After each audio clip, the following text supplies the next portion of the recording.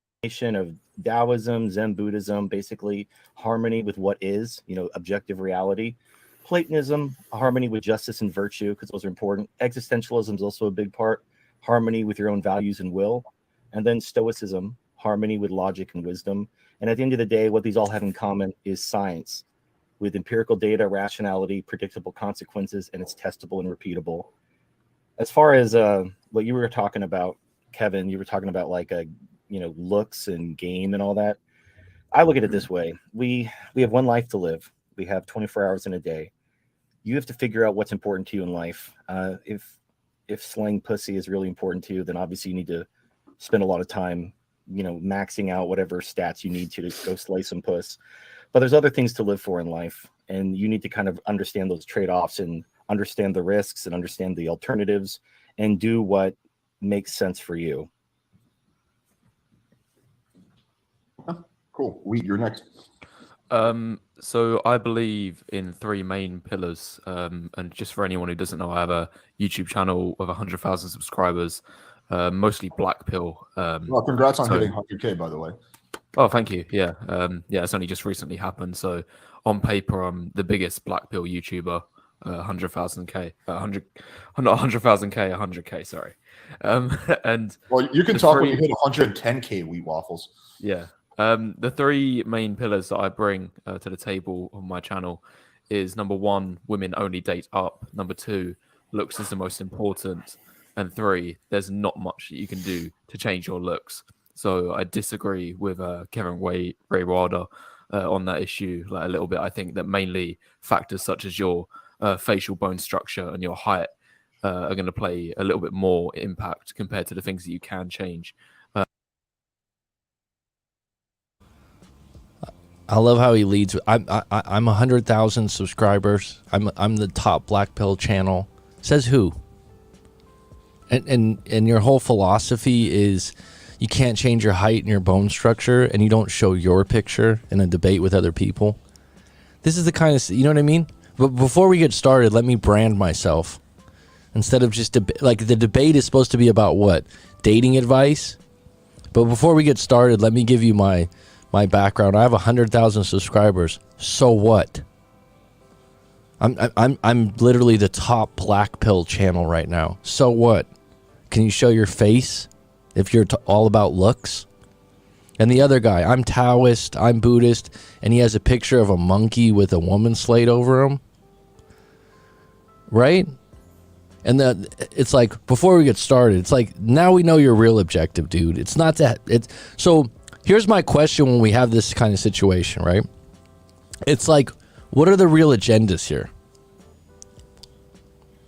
Are you helping individuals? Are you creating these, big, like the guy before? Sounds really good. I'm Taoist. I'm Stoicism. I believe this. It's like big words, no individual examples. No human stories. It's like basically what I believe is like like looks really do matter, and being that I have the #1 channel for black pill, right? It's like, this is my point. You got problems, you got issues dating, address them as an individual. Yeah, you'll never change your height, dude. Okay, fine.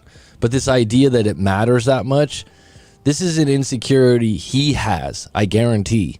And so what would make you more comfortable? Think about this for a minute, folks. We got 8 on deck, and tell me I'm wrong on this. What would make you more comfortable than to create an army of other people that agree that, height and bone structure in your face matters because you don't believe, because you aren't getting the results you like?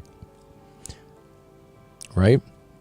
But what's not talked about here is like, well, is that every place in the world, or is that just where you live, wheat waffles? Would you be better in a different place in the world? That's a different topic, right? We don't really get to judge who you are because you don't even show your face. We don't get to go into why you've had the results you've had if it has to do with personality. And just listening to the way he talks with the word like and kind of. And before we get started, let me just tell you about my channel, this, that, and the other. It seems like there might be some other issues besides looks, because I'd like to know someone's background individually when they give this general advice for men and women. Not that they have a big channel. It's like, give me some stories. All right? All right, let's get back into this. Such as like your styling and your clothes and hair and whatever and beard. However, I do agree with Kevin Ray Wilder that you're lowering your body fat percentage and like having a decent amount of muscle mass is still like quite important. That's probably a little bit below the importance of height and face, but it's still well up there. You need to have it. And just to wrap up, like the last point that I think we might discuss later in the debate, which like, because I know that Alex disagrees with me on this, like I'm very much anti hookup culture as well. I'm more like pro for like monogamy and things like that. So I disagree with him on that. That's it for my beliefs. I'm going to pass it over to the next person. Kezia? Hello, hi. Hello, everybody. Thank you, Alex, for inviting me on this. Always a pleasure. I don't do any debates online. I said yes to this because I don't do any debates online, but I'm just going to do this one, okay? I'm going to do everyone a favor here. I'm just going to announce that straight off. Really stuck up way to start something. I don't do debates online, okay? But this one I'm going to do. Way to kick it off. recently a few things have happened, and I'll speak about those. Later on. That made me want to do this, and I wasn't really aware of Black Pill until quite recently, and it was because of things that have happened that kind of compelled me to want to do this. A bit about myself. I am a female dating and attraction expert for men. I do not help women. I always say that would be the blind leading the blind if I helped women. I get results from my students. I've been doing this since 2006. I've been running my company since 2010. We're very successful. We've helped thousands of men across the globe get real results with women. I have a YouTube channel with 400,000 subscribers, over 75 million views, and best-selling author also. Cool. All right. I think an interesting starting point that we can get through fairly quickly, I think this is mainly for the audience, would be to establish what the difference is between MGTOW and Black Pill. Because I know they're similar, but they're not exactly the same thing. So maybe you guys can just quickly expand on that, so like we're not strawmanning your positions. TFM, you go first. Well, okay, so Black Pill and MGTOW used to be the same thing in the before time, long, long ago. And essentially, the way I look at it, and just maybe I'm wrong, that's the way I look at it. Men going their own way implies action, it implies movement. So, yes, feminism kind of broke relationships. The dynamic is not, equanimous or anything. Things suck. It's rough out there. However, you can't just sit there and like Eeyore from Winnie the Pooh crying about it. You kind of have to, if things aren't going to work out the way you hoped, you have to kind of reevaluate your situation, come up with some alternative plan, and then, press forward. So MGTOW is more about finding what to live for, what to do with your life. If the things you were hoping for didn't shake up, it's like the guy who wants to make it as a band. And he's in his little garage band and he's playing gigs, but he just never makes it. And at some point he has to realize that that dream isn't going to happen and he's got to go get a real job. And some people, they just chase that dream until it ruins them. And some people kind of reevaluate their situation and decide to go in a different way.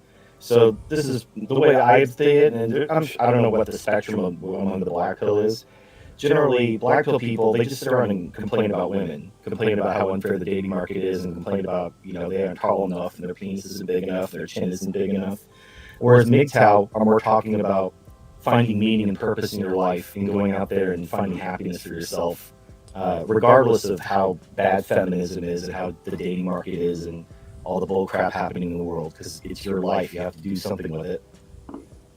Wow, I massively disagree with the second half of what you just said there. I honestly think that couldn't be further from the truth. Just look at the biggest MGTOW channels on YouTube right now. I think the biggest one is Better Bachelor.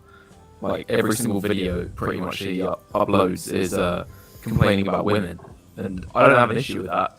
Like, he makes fantastic content. He's actually a good content creator. But like your opinion that you just said, MGTOW is mainly about just like detracting from dating altogether, focusing on other ways of reaching happiness.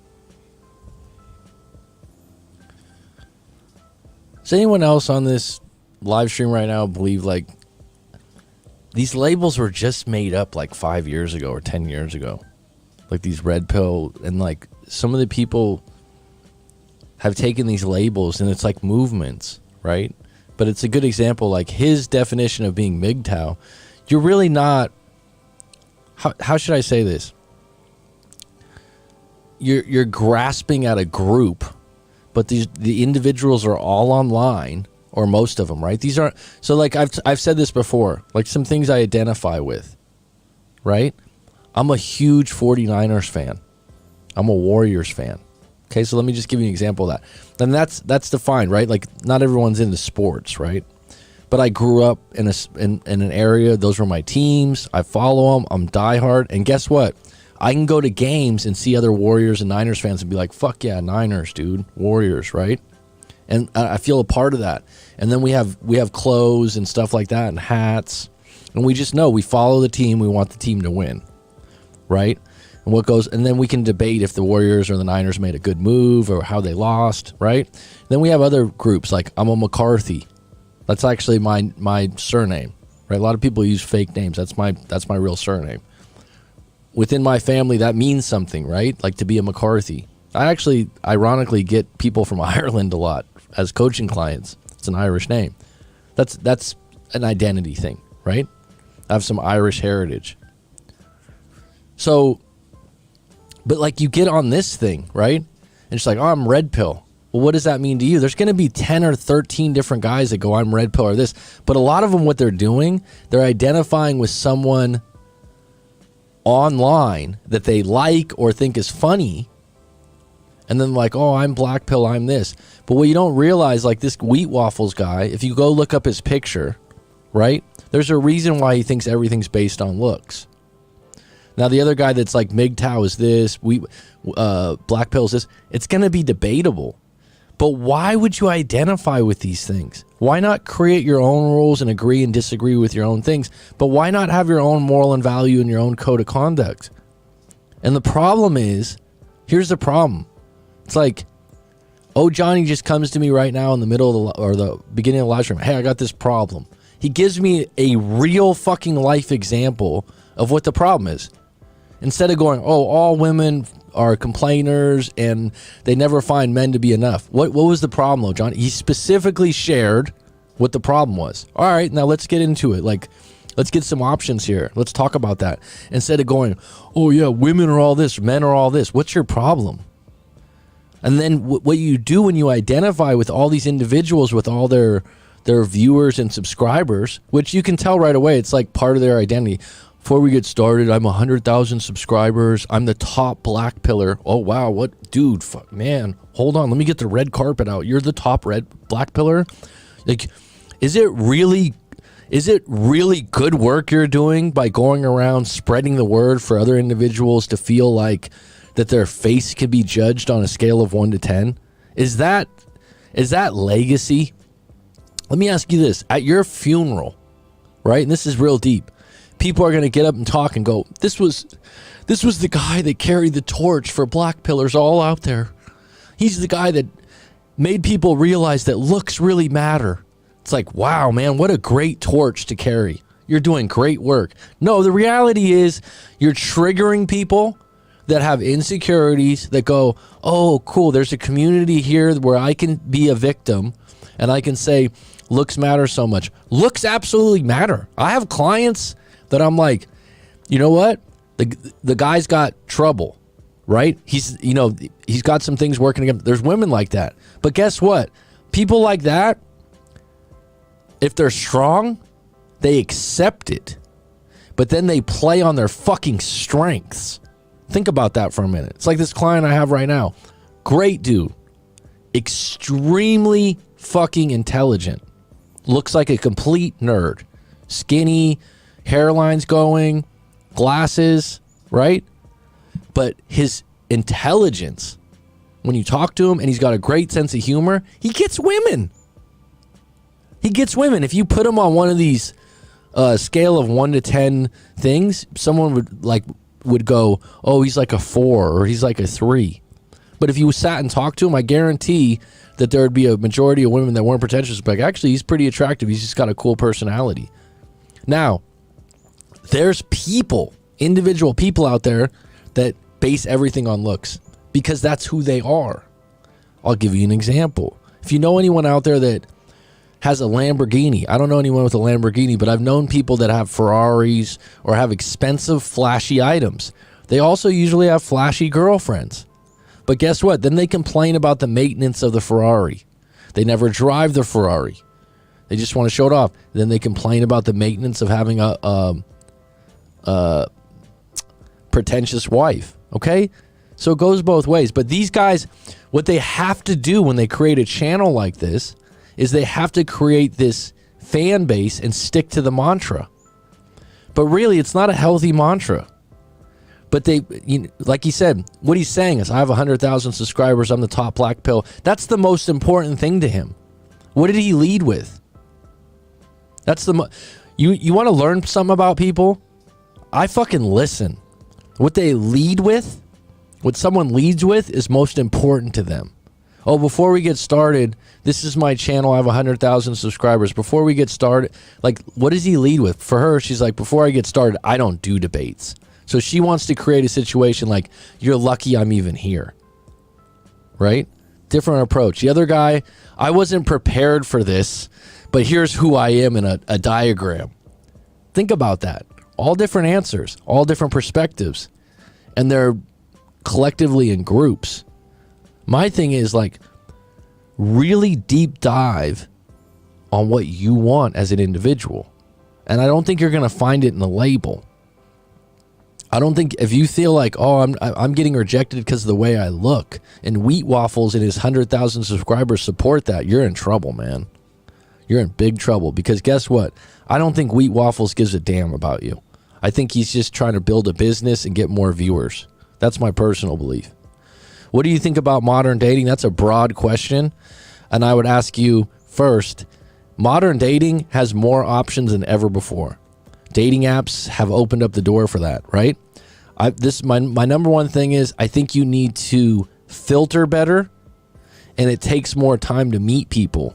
Because if you go online, you're going to have a lot more interactions, and a lot more interactions with people you wouldn't normally match with.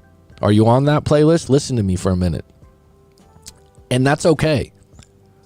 So someone I just saw in a comment, oh, I had to date at least 100 people from online before I met my wife. That's how it's going to be. It's going to take more time, because before, like in my day, like anytime I've met a good girlfriend, I've met them through work or school, and we get to know each other a little bit before we even date.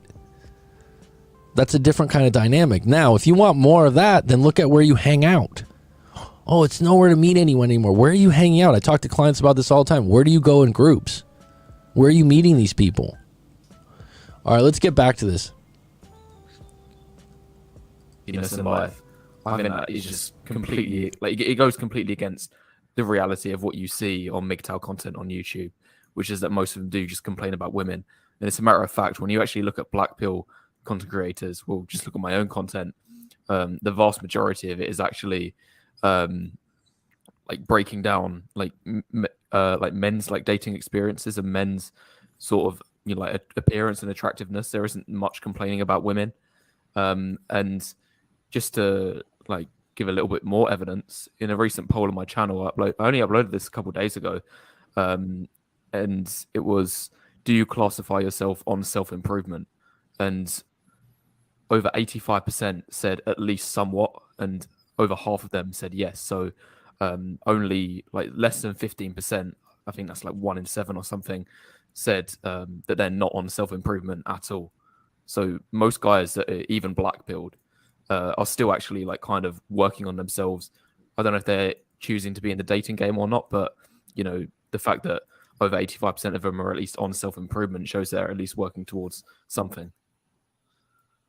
TFM, if you want to respond to that, since you like address stuff you said before we get into the main thing. Well, so using YouTube as like this is what MGTOW is really, I'm not saying it's disingenuous.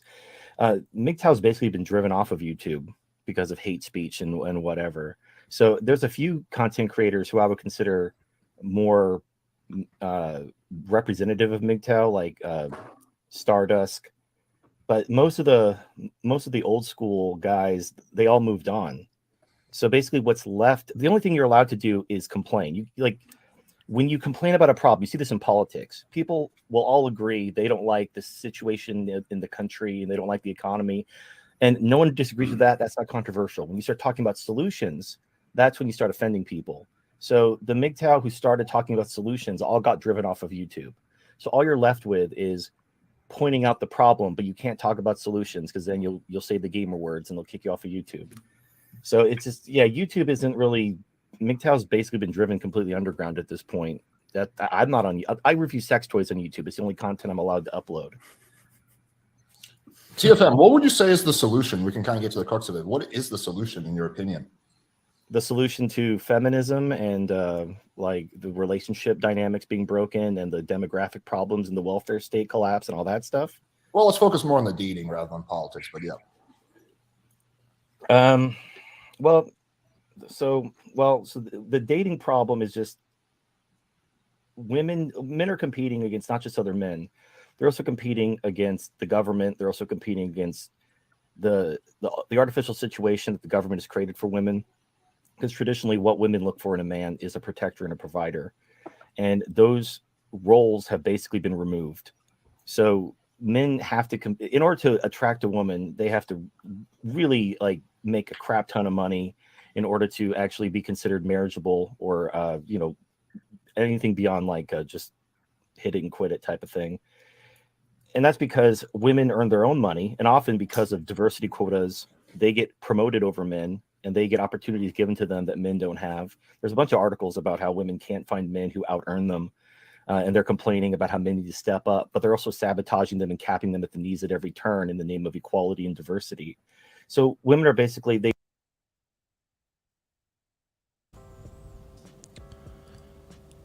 All right, here's my problem with shit like this, okay? It's just generalized, broad statements. Well, you can find articles, you can find women that make more than guys. It's just like, what's your individual situation, dude? Do you know what I mean? Like, why do you have to be so broad? You're seeing the forest, not the trees. It's like, what's going on?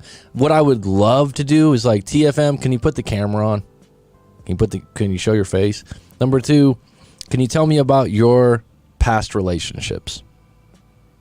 That would be like mind blowing. Like, what have been your, like dating sucks right now with all this stuff. Oh, women, it's like, can you just tell me what happened in your last couple breakups? This is what I do. Like, just tell me about it. No judgment. I'd like to ask Wheat Waffles, what have your relationships been like? And then you would know where they're coming from. Because what they're doing is they're building a case for themselves.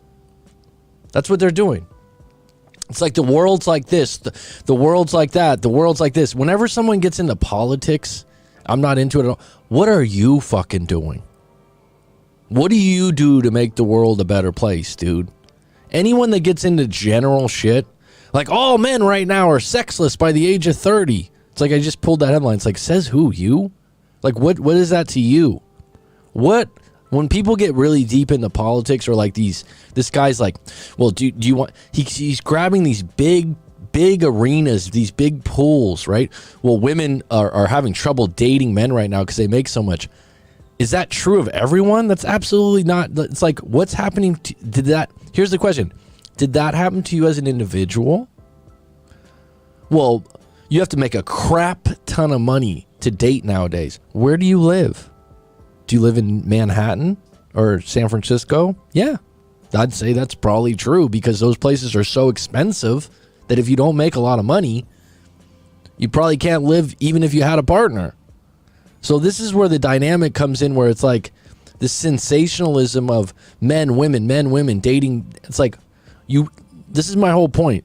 If you want advice, Like, book a session with myself or someone else out there. Let's talk about your individual situation, where you live, what your issues are, what your problems are. But I guarantee, dude, guaranteed, if all 6 of these people were like, we learn a lot more about their points of view and how they're skewing things. If they let me go, hey, let me hear about your past relationships. And that's not judgment. That's not like negative or positive, but that's forcing their agenda. Right? It's the same thing with politics. It's like when someone says, oh, someone's right wing now that they make a lot more money because they pay less taxes. This advice that's being given by these 6 different people, it's all pertaining to them, even though they're portraying it like it's for men and women. This is how men are. This is how women are. No, this is how you are, and this is how it serves you. So now, like, Wheat Waffle says he's got this big following. He's black pill. So he's not going to let go of that. He's going to fight tooth and nail, even if he's going to do it insecurely with like. Let's get back to it. Let me know what you think of this.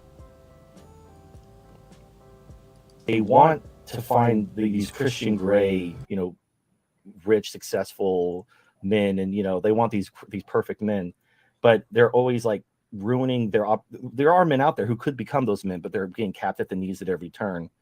So the market is just, it's unrealistic because women have too much power. Women have too much authority. They are the choosers.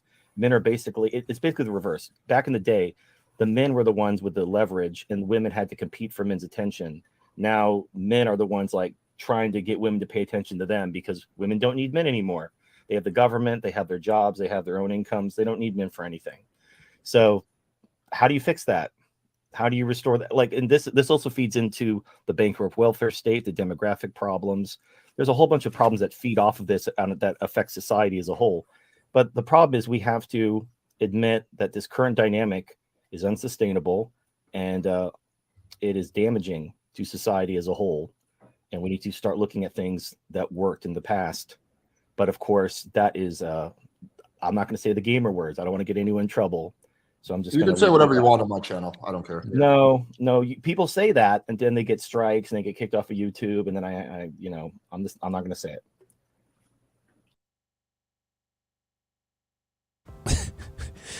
I'm not going to say those words. I'm not going to show my face, but I'm going to say we have to do this. We have to do this. We have to change this. What are you really fucking doing, dude? Do you know what I mean? It's like, help out individuals then. This is, like, to say that all women are like this in a certain way, and we like, this is a movement. Run for office, dude. I mean, what's going on? And it's like, oh, I'm not going to say that. I'm not going to say that. I can't say that. Go ahead, say what you want, man. Nah, I won't say that.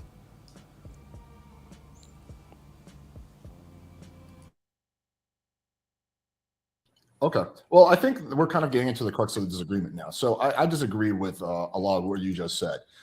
There's parts of it that I do agree with. Sure, women have more power in the dating marketplace than they did 50 years ago. That's just due to women having rights in general. Like back when women didn't have rights, by default they had less power in the dating marketplace. But the whole, I think women don't need men is a little bit of a red herring. Women still want men.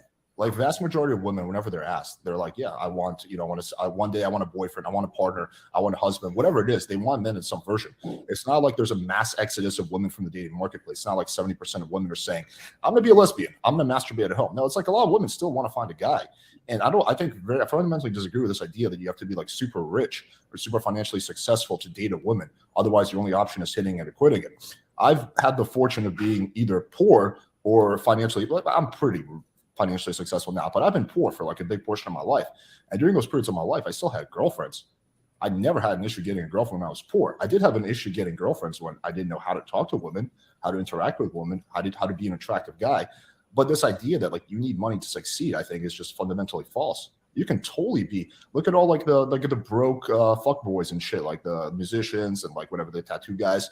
Like a lot of them have no money, but they're fucking all the girls, way more than the rich guys. So I think it fundamentally comes down to a lot more about how you carry yourself, what kind of game you have, how you interact with women, whether you're a guy that women want to fuck and want to, like kind of tame, or you're kind of a guy who's just like leveraging his money to like fuck chicks. Yeah, sure, being rich is cool. It improves your life in some ways, but it's not a prerequisite for finding a girlfriend. That would be my counterpoint. Well, we have to split basically the ecology of women into two phases. So when women turn 18, is somebody vacuuming? I That don't. we- It's not on my end. It's Okay, definitely not on my end. That's on my end. Apologies, I'll mute myself. somebody's vacuuming. Someone's doing some housekeeping. All right, so when women turn 18, they basically get front loaded their sexual marketplace value. The most desirable range for women is 18 to 25. So this is when everybody is chasing the same amount of women. So women are most desirable basically as soon as they're legal to about. This is bullshit too. This is not an absolute. 18 to 25, there's plenty of women that are extremely attractive in their 30s. This is one of those things. This guy's treating it as it's a law. It's a commonality. There's truth to it, but it's actually not an absolute. These are the things like, and they stick to them. It's just like, damn, man. But there's people that fall into this. It is pretty interesting that both the guys that don't show their face and their viewpoints, right? It's pretty interesting. And they create this It's like the guy Alex in Play with Fire. He's saying that, and he goes anecdotal. Well, when I was poor, I still got women. And I'm like, that's what everyone does, actually, really. Myself included. A lot of times when I first started the channel, I'd be like, oh, this is what happened to me in a breakup. This is what happened to me in a breakup.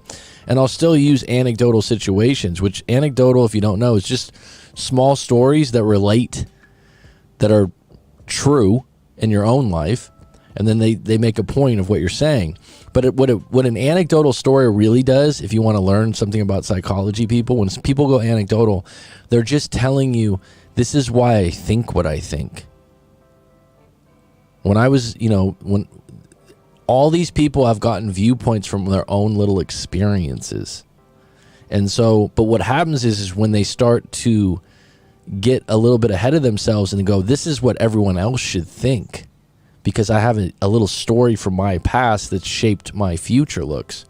The problem is none of them are helping individuals. They're trying to give advice to masses. There's a difference. Think about that for a minute. It's like I got a client right now. He talks to me once a week. He's 22. He's in university. He's like, dude, you've helped me so much. And I've helped him with his individual stuff. I didn't just give him like, men do this, women do that. He's got individual stuff that's come up that we've worked on. There's a big difference. Here's the thing. Like, learning how to be better at dating or game doesn't get rid of the gatekeepers of your limited beliefs. How many times have you met people? This is a big one. How many times have you met someone, let's just say a woman, that is slender, slim, skinny, that thinks she's fat? How many times? Or a woman that you think's beautiful and she gets compliments all the time and she's like, no, I'm not. There's a gatekeeper in her head that says, no, you're not. Someone told her that she was fat when she was young, or she was ugly when she was 12, and now that she's grown out of that phase, she still thinks it. And it works for men too. Now, those things don't get mentioned in these kinds of, well, let's talk about dating advice. Let's talk about individual limited beliefs that hold people back. It's a big difference, right? Don't become a sheep to stuff like this. And none of these people are bad. None of their information is detrimental to your life. I'm just trying to break down for you that if you really want help moving forward and you're stuck, get individual help on your individual problems. Don't fall into I'm black pill. No, I'm red pill. That's not going to help you. You're just becoming a part of a mob or a group of people that you're just going to fall in the same group, and then you have a reason to not get women. Or you have a reason of doing your thing. Create your own code of conduct and work on your own issues. And that's why book a live coaching session with myself or someone else out there. But start making an effort to go through your problems. It's just like playlist 003 if you're still on deck. It's like, it's not your fault, but you're asking a lot of general questions. So if you ask me, what do you think about modern dating? I can tell you about it. But really what's more important is, what are you trying to accomplish with your own self and your own dating? What are your own struggles right now? See how that's different? It's like, you're like, oh, all women right now are looking for money and this and that. It's like, where do you live? Where are you seeing this? What do you want? What do you really want? Well, I want a woman that's down to earth. I want a woman that, like, what kind of, like, get involved in what you want instead of what you don't want, or accepting that someone else has this broad belief of how things are and you'll never overcome it. That's extremely limited. But really, your biggest blocks are your individual gatekeepers. That's why I took up hypnotherapy, because I think it's the strongest thing to help you reprogram. And a lot of people are a little scared of it. It's just like guided meditation. And it helps you without this impulsive thing just to take on bad information.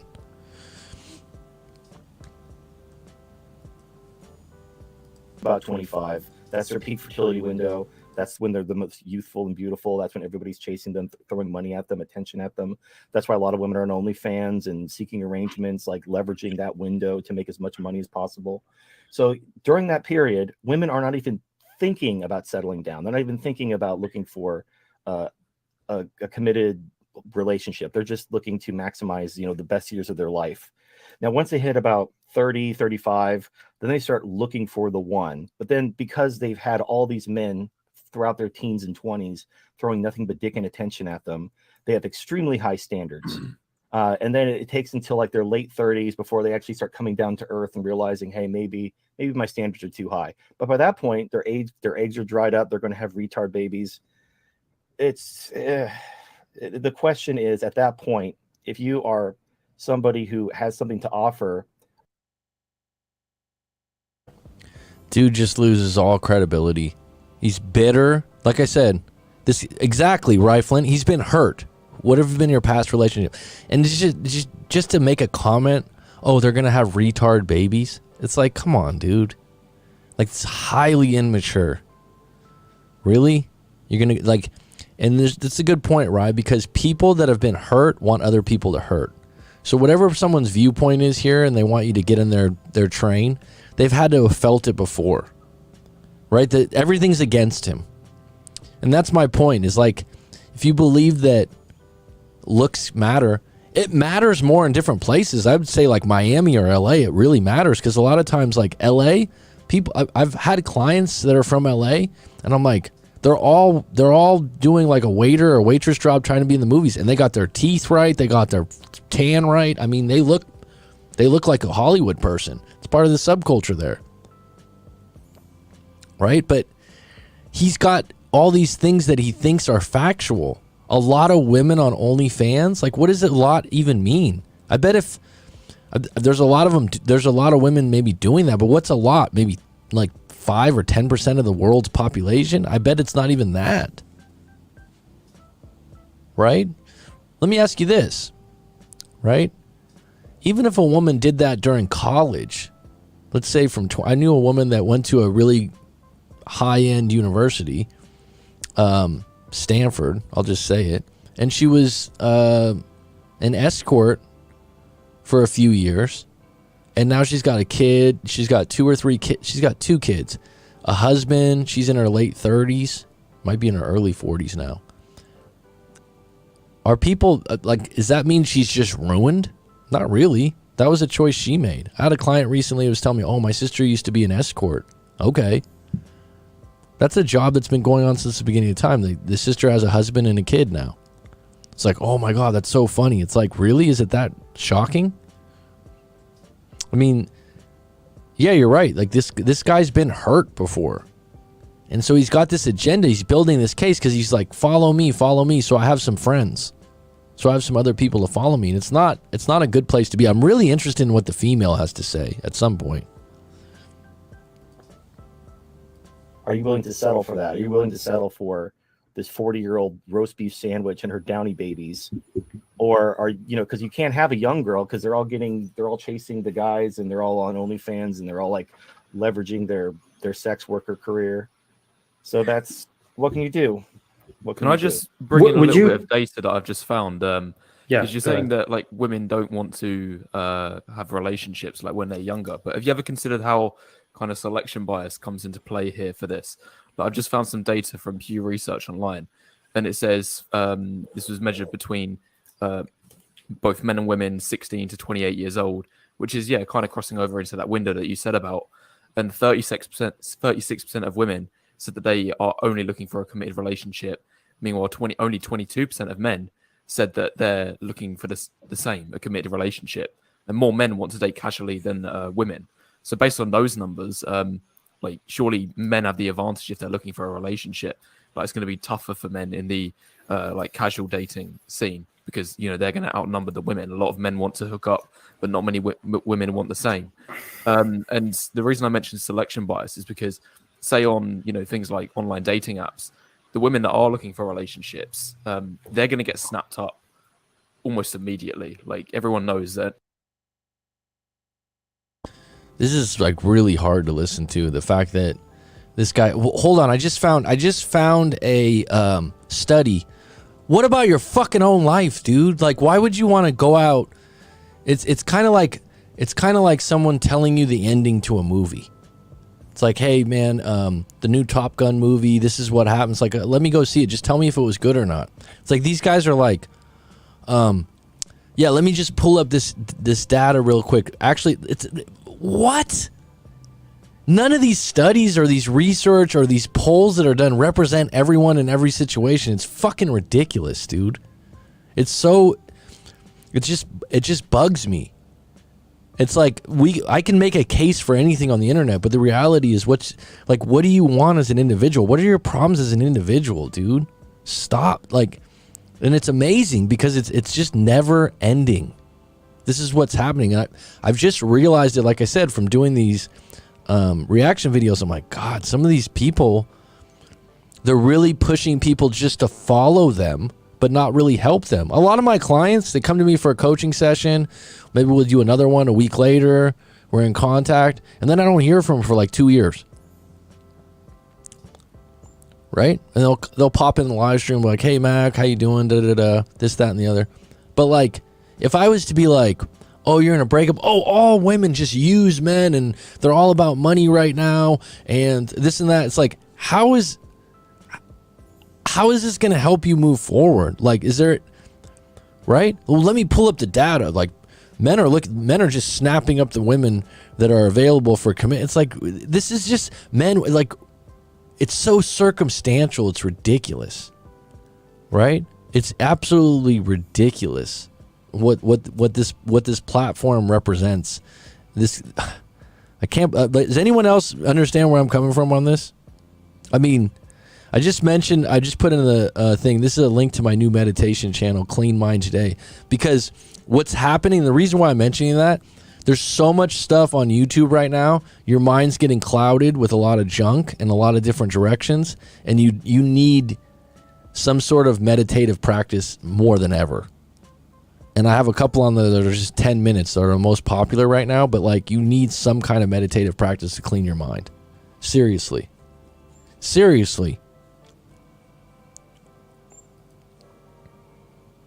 You put an 18-year-old girl on Tinder, like within the first week, she's going to have like 4-digit number of matches.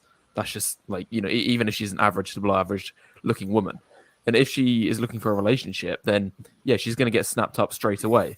So all that's left after the relationship seeking women are gone is, of course, just the women that are either low quality or are invested in the casual dating scene. So I think like that element of selection bias comes into play. I never thought the day would come, but I actually agree with Weed Waffles. I do think that, yes, when it comes to like 18 to 25, like more women want relationships than men. Typically, it's guys that want to, at that age range, want to fuck around. And as guys get older, they become more prone to relationships. But guys 18 to 25, like they're all trying to fuck as many girls as possible, at least most of them. And I think this idea that like, all the girls 18 to 25 are like these OnlyFans thoughts is extremely not true. Like, sure, there's a small percentage, but the vast majority of girls 18 to 25 don't want to be on OnlyFans. Like, that's just, you see that on social media. You see those girls because they stand out the most and they have the most Instagram followers. But the vast majority of girls that I interact with 18 to 25, like the idea of being on OnlyFans, like kind of offends them. They're like, no, like I don't want to do that. I'm not trying to sell my body. So I think it's a small but loud percentage of girls that's doing that. But the majority of girls, they don't want to have anything to do with being thoughts or being on OnlyFans. Like maybe they'll fuck a few guys here and there, but they're not trying to like fucking like put porn out there or like low-key porn and be on OnlyFans and like damage their reputation for the rest of their life. Yeah, but why is it so? But if you look at the average age of marriages, it keeps going up. People aren't getting married 18 to 25. Well, unless I don't know, maybe they're marrying older men. But if you look at the marriage ages, it's like it keeps creeping up and up. And I think the average age of marriage, I don't have any paperwork in front of me. I think it's in the mid 30s. So women I think it's exactly 30 in the UK. I know that off by heart. Yeah, because there's been articles. There's been articles written about this that women want to enjoy the quote unquote best years of their life. And yeah, maybe they're looking for the one. Maybe they have a string of boyfriends, so-called, committed monogamous relationships, but they don't want to settle down. Like if they meet a decent guy when they're like 18, they're not going to want to settle down and have him. They want to go out there and see what else is out there. And I don't really necessarily blame them. They have the most options available at any point they'll ever have in their life. Why wouldn't they take advantage of it? Isn't that a good thing though? I just have a small question to make. Sorry to interrupt. No, go ahead. But this will literally take 2 seconds to ask. Yeah, no worries. Like you mentioned marriage, but I'm a little bit confused by that because, who asks to get married? It's the men. Well, yes, the men ask to get married, but you look at the marriage rates. They're women. I don't know. So women can pursue someone who's looking for marriage, and it's getting older and older. Now you could argue that you could put everything on the men, but the men don't. In my personal experience, maybe it's anecdotal. I don't have any studies, but younger women, they don't want to settle down. They'll be your girlfriend for a couple months, but then they kind of want to, go see what else is out there. Okay, so just lost all credibility right there. Maybe it's just my own experience. Maybe it's anecdotal, but I'm not going to show my picture, but I'm going to tell you that I'm a stoic. I'm for Taoism. But then I have a picture of a monkey with a woman with her breast hanging over my thing. It's like, dude, who the hell are you? Right? It's like this guy got hurt, like some people said, and it's like now I'm saying the word like. This is just ridiculous. I'm really interested to hear what this the woman has to say. But let's get back to it real quick. Maybe they want to kind of keep you in the back, just thinking things don't work out, keep you like as an orbiter or something. But they're going to want to they're going to want to enjoy the best years of their life. They're not going to want to settle down. They're not going to want to like put a ring on it and have babies. They're going to want to go out there and enjoy their youth. And that's fine, but there's trade-offs for that. And at some point, yes, like if I wanted to date a single mom in her 30s, it would be super easy. The problem is like I don't want to date a single mom in her 30s. I don't want to have that baggage and drama. So it's just not, again, my ultimate point is you have to understand the trade-offs and you need to decide if this is worth it to you. When it comes to relationships, it's not that high of a priority for me. It's not something I should dedicate my life to and revolve everything around. I just have more important things to do with my life. Let me just quickly make a point, then let's pass the mic to Kevin and Kezia because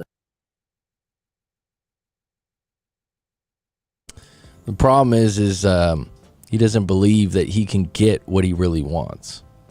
It's not really a big thing for me right now. It's like you're not showing your picture, you're not talking about your past things. You're saying, "Oh, I don't want to date. It's super easy for me to date a mother in her 30s." Says who? You? If we lined up 100 of them, they're just gonna get on their knees for you? Get out of here, man! Like it's so.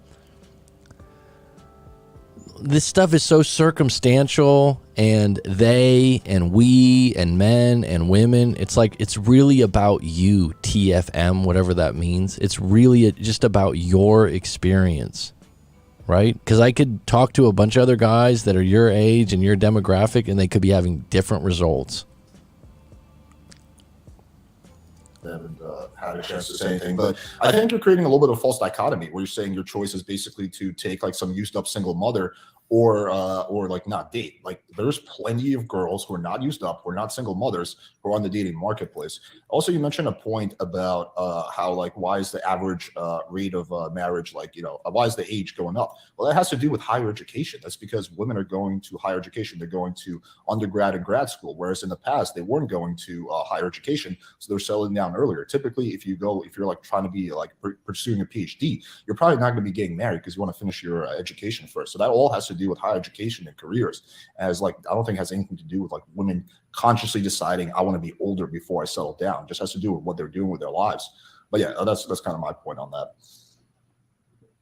I'm kind of curious about MGTOW as a whole, because wouldn't you say that it's actually like a good thing that women are marrying later in life? Because as far as I'm concerned, when it comes to MGTOW, from my understanding, a lot of it is sort of a reaction to like men being like screwed over in divorce courts, for example. But from what I know, from what I've heard, that, you know, as marriage rates overall are going down and people are marrying later, but actually people are divorcing less. So Right. I'm curious what you think about that. Do you think that's overall like a net positive, or do you think that is that like a W from a MGTOW standpoint? Well, MGTOW is basically a reaction to what we call gynocentrism, just society prioritizing women's wants, needs, and desires above everything else. And men just have to, it's their world. We're just living in it. So there's no real W when it comes to society's definitely not taking the W. If you look at the demographics, if you look at the bankrupt welfare state, if you look at just, you know, infringements on liberty and whatever, things are getting worse. But you know, we can't do anything about it. Women are the majority of voters. They want more stuff. They're going to get it. So we're just kind of biding our time. We're trying to thrive as much as we can in a society that isn't made for us, that's actively hostile against us, and that's, you do the best you can with what you have. Would you consider yourself a nihilist? No. I know that the word nihilism gets it's been redefined, because I certainly don't believe in nothing, but a lot of I know in the dictionary they redefine nihilism as if you reject traditional morality, which basically means Christian morality. So basically you're either a Christian or you're a nihilist, which I reject. Now, I do think morality is subjective, but it doesn't necessarily mean I believe in nothing. So by the actual root word, like this prefix and suffix of the word, I'm not a nihilist.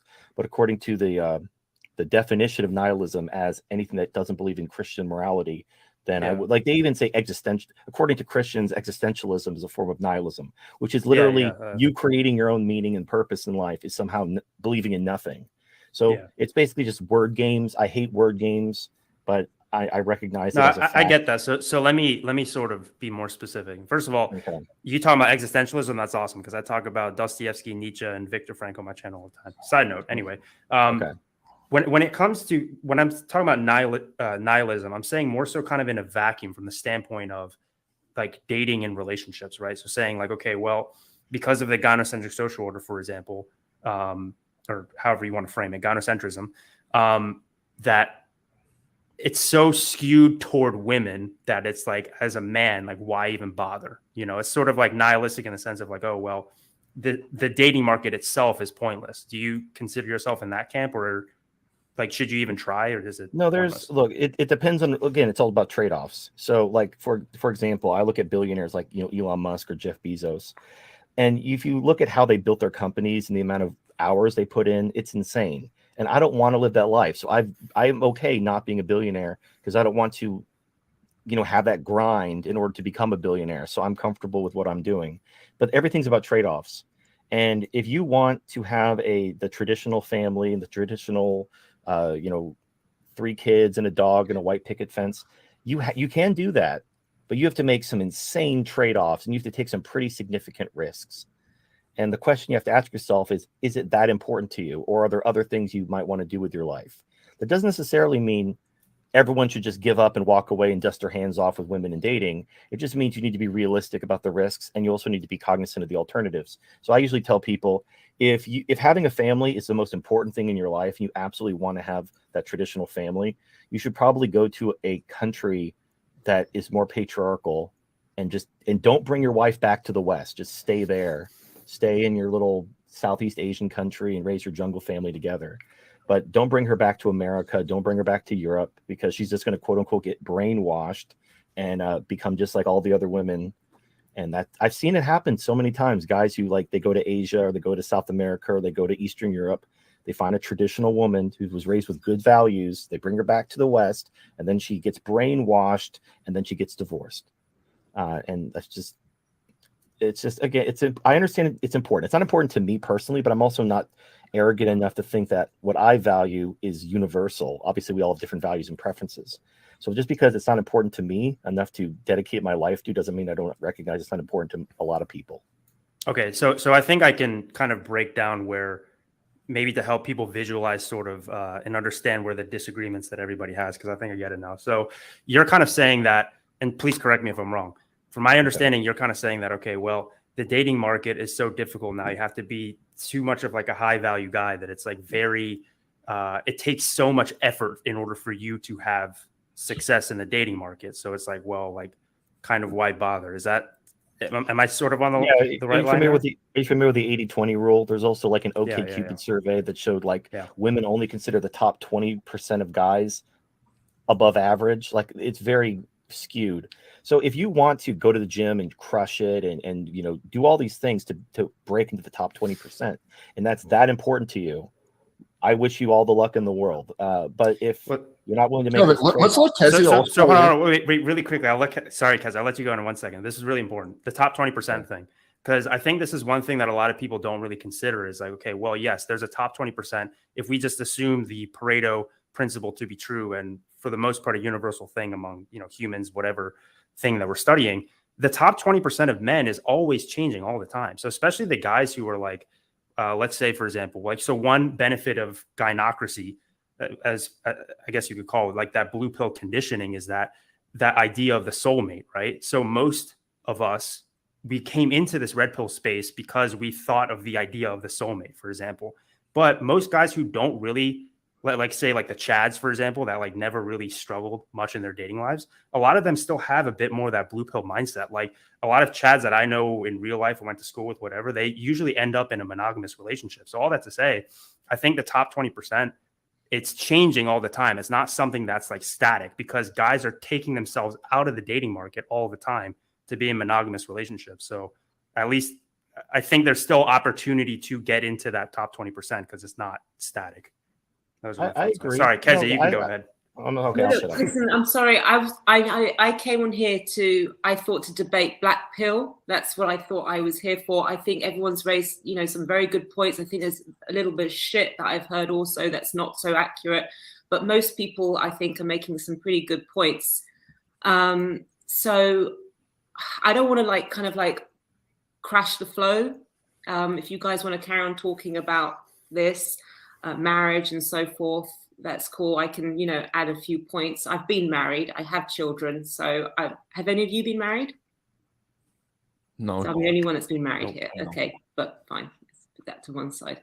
I came here to discuss, to debate about black pill. If you want to get round to that later, that's fine. If you want to speak about that now, we can do that. Let's you're right. Let's redirect it to black pill. Sure, go ahead. I mean, look, what are the comments saying? If the comments want you to carry on with this discussion, then I don't want to. No. I want to. You're a guest. I want to hear what you have to say. So weigh in on the black pill, and we'll redirect the convo to that. I was going to redirect it to it anyway. So. I'm going to say something. Okay, I'm sorry, Alex. Sorry. I don't do these debates, so I'm not quite sure the format. So apologize. It's very informal. Just basically whatever's on your mind, whatever you feel is relevant, speak up. Yeah, it's not a formal debate or anything. We can talk about marriage. I think loads of guys, they're fucked when they get married. They're absolutely fucked, and I've seen men become absolute destroyed because of marriage. But anyway, we can talk about that some other time. So to do the black pill, I had to do some research. I watched Wheat Waffles, some of his videos, and I do agree with something he said. Props to him is that he does not criticize women. He doesn't criticize women. There was no evidence of that. I didn't feel there was any hatred towards women or bitterness towards women. I felt there was bitterness to do the situation that physically unattractive men find themselves in, but I don't feel it was directed to the woman. Whereas I agree, MGTOW was much more it was much more frustrated. Now, in some respect, with the Black Pill movement, they're not really saying anything new. It's like everyone knows looks are a huge advantage for both men and women. And the less attractive you are, the more game and work is required. It's like, of course, you know, with my students, I don't bullshit them. When they sit with me, they already know that most of them, I wouldn't say all, are physically like either like a 5 or maybe a 4. We do get like, if you want to rate people, 2s, 1s, people with physical disabilities also. I don't sit there and lie to them and say, you know, yeah, you got nice eyes, or, you know, you're quite cute in your own way. No, I say to them, look, looks, you got dealt a bad card. You got dealt a bad card of looks. Right, let's work on the things that you can fix. There are limits. Wheat Waffle is right. There are limits. You can lose weight. You can get hair implants, you can work out. Yeah, there's limits, but yeah, there's some guys who are very handsome, and you're not going to be able to compete with. I'm not going to be able to compete with a 25-year-old Kezia. I cannot compete with her unless guys are into MILFs. 25-year-old Kezia was a babe. Yeah, that is she was true. hot, but actually I get chatted up more than when I was 25. This is a weird thing. I think there's a lot of MILF fetishes out there. That's all I can say. But okay, but if I walk into a room, I cannot compete with 25-year-old Kezia. It's impossible. So what do I need to work on? I need to work on my sex appeal. I need to work on my character. I can't sit there and bitch about it going, oh, why do men like younger women? Men are such bastards. You know, that's all they care about. No, that's a defeatist mindset. I have to look at, okay, what can I do? How can I improve my sex appeal? So basically the same thing that we teach our students. I would like to share some personal experiences later. I've slept with some beautiful looking men, and I've slept with some ugly as shit men. Ugly. We're talking like 3s. And I'm going to tell you why I slept with them. But I want to focus on first, if I may, on the concept or the theory or the philosophy, whatever you want to call it, that Black Pill is perpetuating. You know, I want to look at, does it actually help? Does it actually benefit men? That's what I want to look at, because I'm hoping that we can all agree on one thing, is that what's important here is the kind of results that men are generating from our advice. That's what's important here. So when I say generating results, I mean both in the short term and the long term. Can we all agree that that's kind of what we're hoping to achieve that's what I'm hoping to achieve for my students and people who take my advice, is that they benefit from it and get results short term and long term. I think pretty much everyone on this panel more or less agrees on the issues and the challenges, but we wildly completely disagree on the solutions and the advice. That is where the crux of the disagreement lies. We all agree that looks matters. We all agree it's harder to date when you're ugly or when you're older as a lady. We all agree on all that stuff, more or less. We might disagree on the degree of the issue, but we agree on it more or less. It's just the solution. We care about the results, okay? So you have your philosophy, Wheat Waffle has his philosophy, I have mine, but we all agreed that ultimately we want to help guys get results. Yes? What do you mean by results? Get what results? Get better with women. Okay, can I just say one thing? Because you don't. Fine, I thought you did. Yeah. Like, honestly, I had to hold myself back from bursting out laughing when you said that you'd been with some guys that were ugly as hell and like were horrific looking. We've also like, let me see their face. And if you're saying that like your only objective is to get like guys better with girls, if they were able to do something, you know, to be able to sleep with you, then you know that's fair enough. But if I'm being honest, that sounds like a complete L to me for those guys. If any of them were watching this podcast and heard you made those remarks, they would like, you know, like they would look back now. The man who you talking about, my students or the man I slept with? You just tore them to pieces live on a stream in front of the student or the man I slept with? The unattractive guys that you've slept with. You said that these guys no, they were physically very unattractive. Let's cut to the shit. They were physically unattractive. So I've watched your videos of doing like kind of face. What is this thing that he does? This face. Yeah, you would rate them as a fucking 2, okay, or 3. Yes. and I slept with them. You know why? Because they had game. Now, what do you rate yourself? I can't see your face. You've put a toast or something there. What do you rate yourself?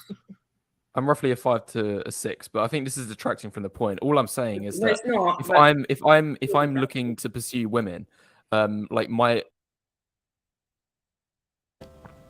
Great question. I mean, the woman's been the best. If anyone that's been riding on this for a while, this is a pretty good debate actually, because it's kept me engaged. But she asked the best questions and she got on topic, and that's the question. It's like, well, I'm a 5 or a 6. You're not even fucking sure about your own rating, and you're rating other guys, and you won't. Your whole premise is looks, and you won't show your face in a debate. And she's the one woman calling bullshit here. The other guys are like, oh, he's got 100,000 subscribers, so we want some of his audience. But everyone's thinking like, you're a judge of looks, but you won't show your own face, and you can't decide if you're a 5 or a 6. Give me a break, dude. You just lost your credibility, and you're immature in the sense that you cut. She didn't get a talk for a fucking hour, and you're like, let me just talk so I can just throw in there. This is why this is what's happening right now. He's relating to her talking shit about the ugly guy. She's saying that I hooked up with ugly guys before that were whatever, and he's saying like, I can't believe you said that. You tore these guys to shreds. He didn't let her complete her point, and her point is, I slept with them because I was attracted to them, not because of their looks. And he's saying, well, you saying that about them just proves my point. But the fact that he goes, well, that's getting a little off topic when you talk about him showing his face or him giving himself a 5 or 6. It's completely on topic. This is completely on topic. This guy just lost his credibility. Am I wrong or right on this? Let me know in the chat.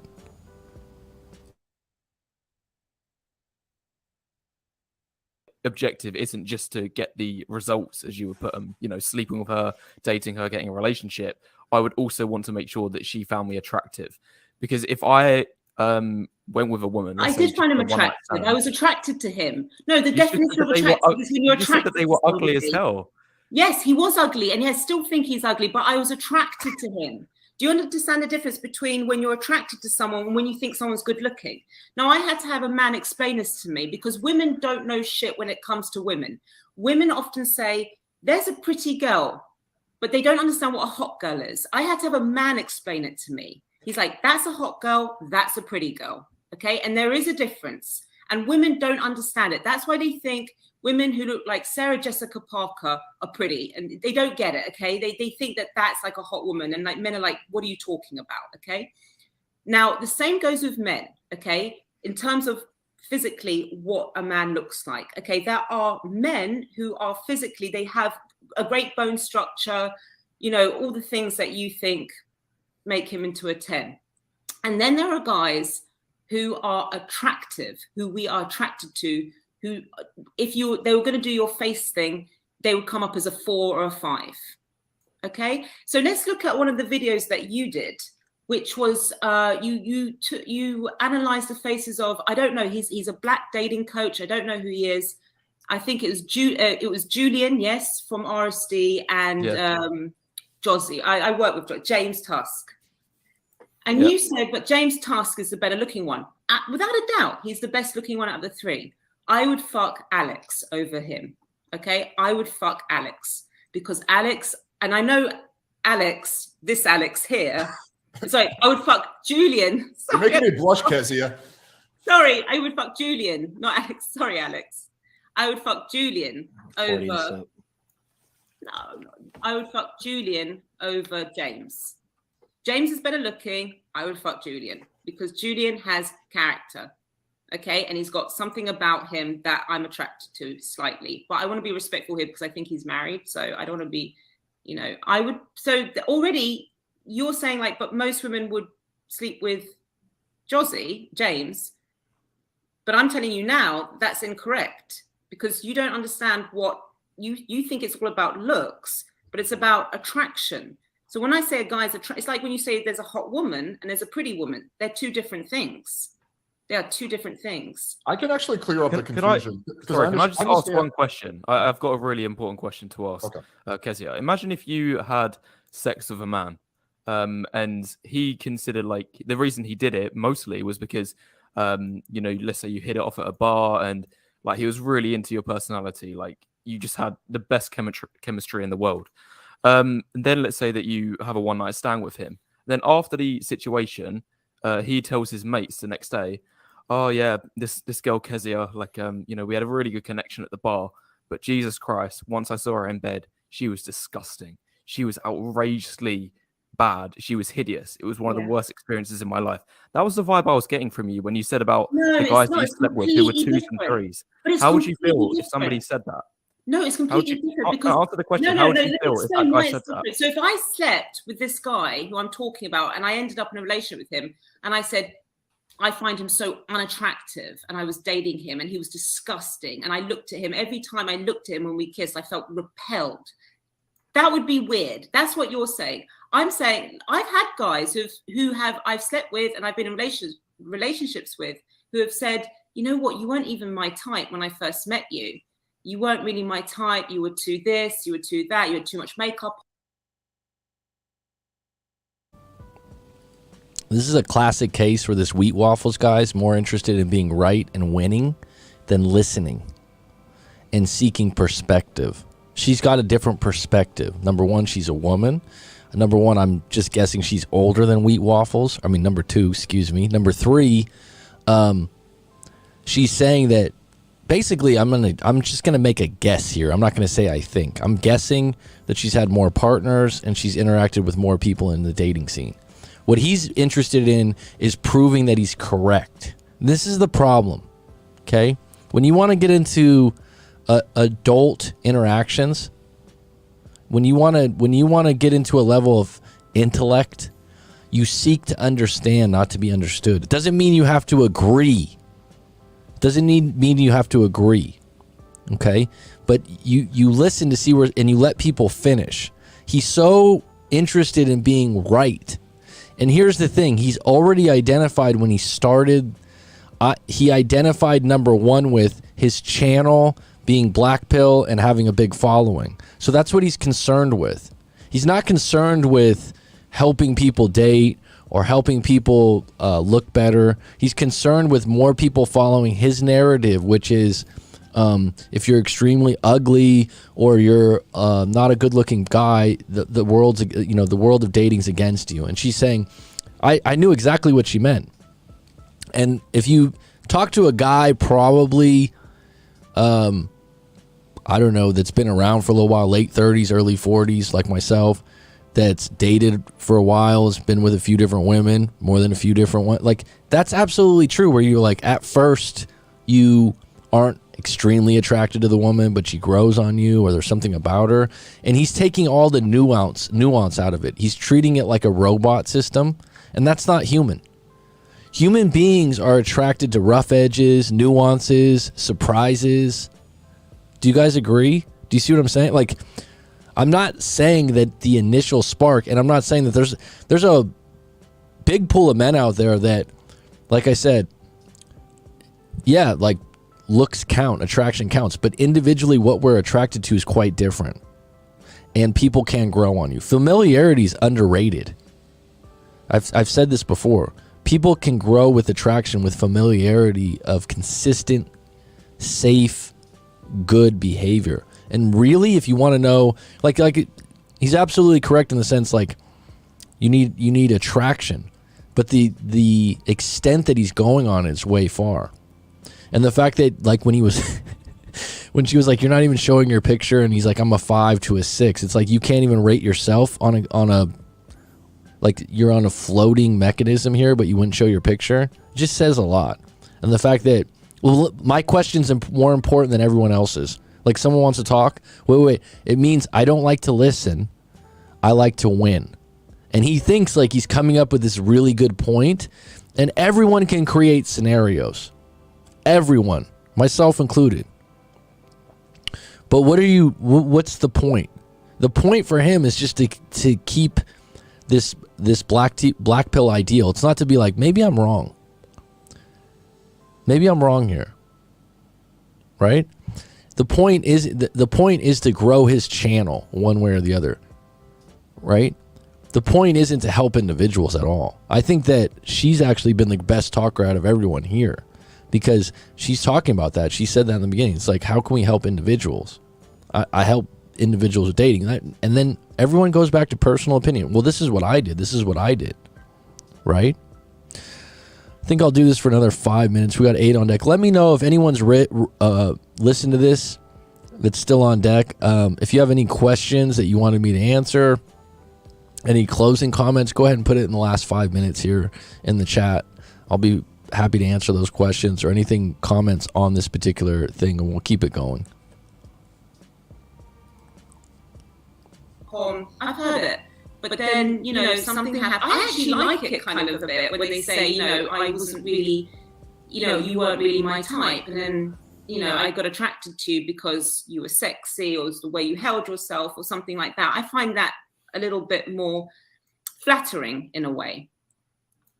Let me clear up because I understand both of your points. So, what Kezia is saying is like, okay, I'm going to explain like this. Your attraction as a man for a woman primarily depends on her looks.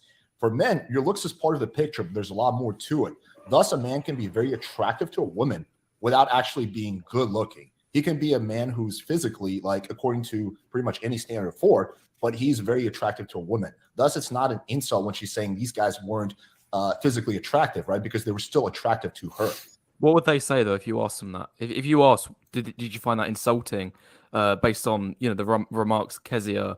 I told them. Earlier? I said to them, you're not my type. What, did they have a fantastic smile on their face when you said that they were hideous? Because they had so much game. You couldn't fathom how much game they had. You couldn't break them. It would bounce off. They had that much. That's what I'm talking about here. One of them, what his nickname was? Pixie. He was so short. That was his nickname, Pixie. So, and he had girls lining up for him. Okay, I've slept with two guys who were definitely below 3, and one of them was below 5 because he was very short. Okay, if you by the way, I'm using your standards here. I'm trying to use your standards, and all 3 of those guys, they got more women than a lot of 8s and 9s that I know. A lot more. This is my personal experience. I mean, you can sit there and make a theory up and say, your jawline is not exactly this many centimeters and your eyes are not this kind of shade of blue. But, it comes down to attraction. The first thing, the guy that I was talking about at the beginning, the first thing I thought when I saw him, my first reaction is not my type, straight away, like that. Within, I think it was 30 seconds, I was like, I wasn't even attracted. I said, like, why do I care what this guy thinks? He ran such phenomenal game on me. Like, why am I like, doing this with my hair? Like, what is it? And then we exchanged numbers. And I remember throwing his number out going, I don't want this. Because I thought, he's not good looking. Like, what's wrong with me? But I was like bewitched. I was bewitched by him. And women do that to men and men do it to women. And when I wrote my book, I dissected, I broke it down exactly what it is that the less physically attractive men do. And then I share it to my students. And, I break it down and say, this is what this person did. This is what that person did.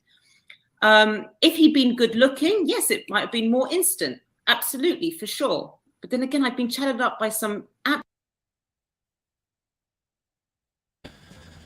All right, we're coming up on 2 hours here. I'm going to wrap this up. I don't think we need to go all in. Bottom line is this narrative of man versus woman. Men are like this, women are like this. Let me just tell you this. Humans have nuance. Like, for example, dimples. Yeah? Dimples and a smile. Someone's like, why do I like their smile so much? Why do I like their eye color so much? Why do I like the way they walk? Like, there's nuances beyond just game and whatnot, and different people are attracted to different people. Like, it's absolutely true. There's certain individuals that carry the torch of just being good looking. But this guy, Wheat Waffles, his objective is to create polarity. Polarity means that people are either for it or against it. And the people like that because just as many fans as he has people that completely disagree with him. But honestly, just judging by the way he's talking, and he didn't show his own picture, and he deflected from the fact of talking about himself and his own ratings, just tells a lot about his own insecurity issues and him wanting this to be true. And my point is, like, who are you as an individual, and what's your own objectives? Like, people have asked me recently, like, so what would you say that you've learned? I'd say one thing that I would really encourage people to do is figure out who you want to date, what your objective is. Like if you want a rotation or you want monogamy or you just don't know, at least know what that is going in. Register where you're hanging out. Like where are you meeting people? If you don't like dating apps, then try different dating apps. Like there's all kinds of things here. But if you follow someone like this and you get entangled in their net like a dolphin on tuna nets and you're like, oh yeah, this is true. It's like, how does that benefit you? It doesn't, and there's nothing admirable about this guy coming on a channel like this, debating other people that are showing their face. It's like this guy, Alex, playing with fire. He's got this huge receding hairline, just like myself, right? It's like, this guy's coming on, he's taking some licks, he's talking, right? The other people, and then the other guy, so the Wheat Waffles guy shows Wheat Waffles, which is totally a deflection of how down to earth he's supposed to be, but he really isn't, right? The other guy is talking about how, you know, that this is a massive society issue, and he's just making off the cuff comments like if you're in Southeast Asia, which I live in, it's the jungle, stay there. Just totally ignorant. How he would never go out with a 30-something-year-old mother, right? And it's like that he doesn't want to spend his time on that. But then he has a picture of himself as a monkey with a woman all over him. Like, but he, you know what I mean? But he's trying to come off like he's for the world and he's a Taoist and a stoic Taoism person that he mentioned in the beginning part would not have a picture of a monkey with a woman draped over him as part of their stoicism. I mean, and the reaction he was spewing out, right? I give Alex a lot of credit. Didn't really get to hear the other guy's point of view. The woman was saying some, like, but it always comes back to this, folks. It's anecdotal. Like, this is what's happening in my life. This is what's happening in my life. And then what people do is they go, all right, this is what's happened to me. I want everyone to agree with me. But, right? I want everyone to agree with me. But the reality is, it's like, if you're really doing good work as a coach, I don't know what these people's objectives are, but I believe she said she's a dating coach or expert where she helps people. And she's the only one. Like, I'm trying to help people with the results, right? It's like, that's really where you wonder. Are you trying to create a movement of followers in the name of let's get pissed off about the world, or are you trying to actually help individual people? I try to help individual people with their breakups, with their relationships, their limited beliefs. If I was on this panel, I would let people finish, and then I would ask some, instead of like, Wheat Waffles, you're wrong, or TMF, I'd just ask more questions. So then I can understand where they're coming from better. And really, if the core questions would be like, so, what were your past relationships like? And then you'd know where the roots of all this are. All right, folks, this has been good. It's been grand. I'll be back on deck again tomorrow, most likely. Thank you, Rye Flint. Thank you, Sabina. Let me know if you like this kind of style of reaction. Eve, thanks for being on. We had Playlist 030. Johnny came on for a little advice. He said he feels better. That's good. And it's curtains. If you want to send your story into writemac.com, send it in. If not, have a good day.